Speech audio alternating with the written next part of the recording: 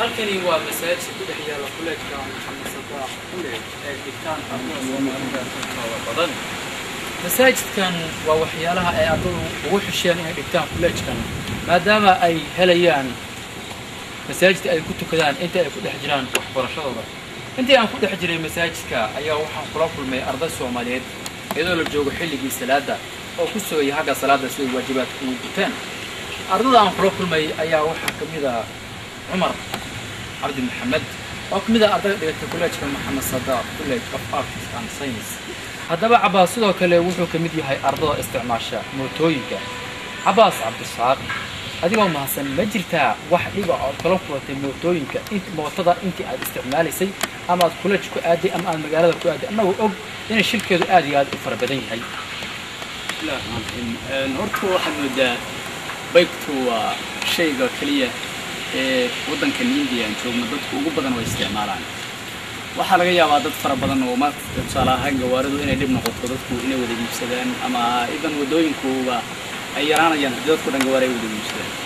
marka waxaad moodaa dhalinyarada ama ardayda Koreanka ee waddanka wax ka baratana sidoo kale inay isticmaalaan ayaguna mootooyinka inay ay dantu u keenayso maadaama waddankii moostal laga isticmaalo bike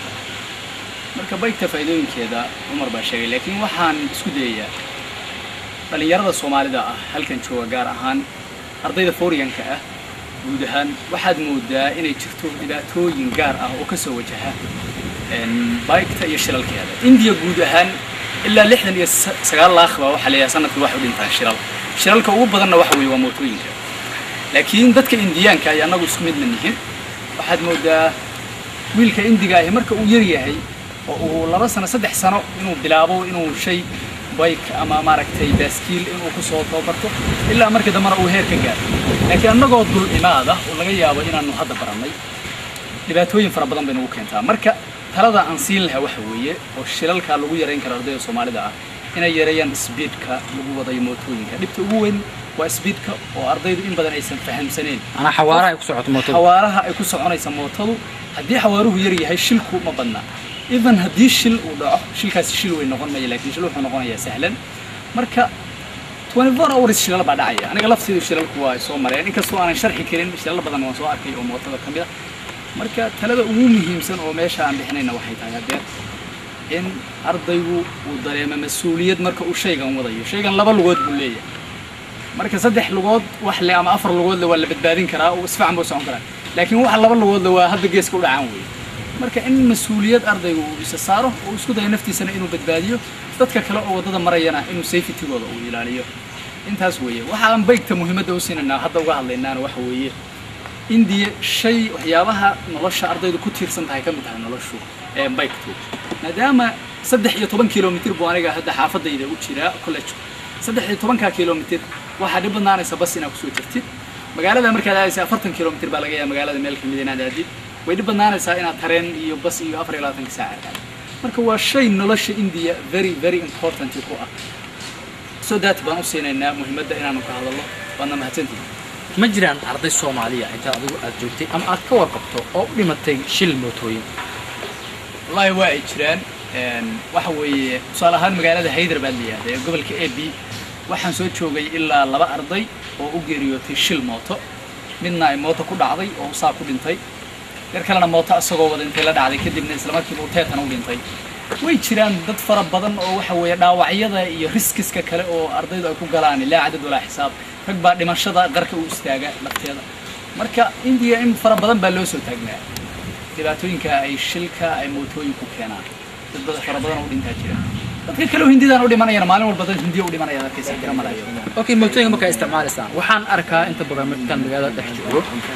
Hindidu inay ku saarayeen 4 3 5 ayadoo mootadana ay loogu talagalay qof inuu fuulo adigu ma sida Hindida kala soo fuushaan ama maadaama bahasha ku cusubteen ama isticmaalkeedu uu ku yirahay laba iyo hal baa raacda wallahi horta waxaad moodaa dadka Hindida ahi xirfadda ay mootada u leeyihiin uma lihin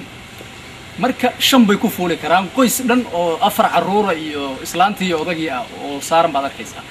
laakiin dadkeena Soomaalida ah labada markaan ku fuulan dhibaato inuu haysaa waxaana keenaysa xirfad la'aanta aanan u lahayn laakiin waxaad moodaa in anoo ka saxanahay oo mootada waxa loogu talagalay 2 qof maximum ugu badnaan 2 qof loogu talagalay iyo 1 qof ugu yaraan marka taladaas way ka khaldan tahay hindida tusaalahaan waxaa dhacda nin inuu afartiisa carruurta ah iyo naagtiisaba uu soo saaro mootada kadibna ay mootadu la dhacdo shantuna halkaa ku dhintaan keligiis uu ka soo badbaado reerkii dhammaana halkaa ay ku baaba'aan ama asaguba uu dhinto marka taladaasi inay ku khaldan yihiin baad moodaa annagoo aan kaga saxannahay oo ah in aanan mootada laba ka badan lagu fuulin marka dee waa waxaad moodaa somehow waa dhanna dadkaas hindida midda kale hindidu waxaad moodaa geeriduba inaysan wax la ahayno 24 hours intaas oo waxa weeye kuna qof baa dhimanaysa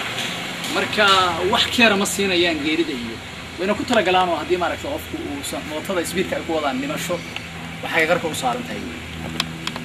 okay kuwaasna waxay ahaayeen arday Soomaaliyeed ee aan kula kulmay masaajidka ayagoo sugaya xilligii salaada oo aan ku wareystay dhibaatooyinka ay u geystaan mootooyinka ama shilalka ardayda ay la kulmaan inta ay ku sugan yihiin xilliga waxbarashada maadaama si aad looga isticmaalo dalka India mootooyinka oo ay basaska iyo tareenadu intaba ciriiri yihiin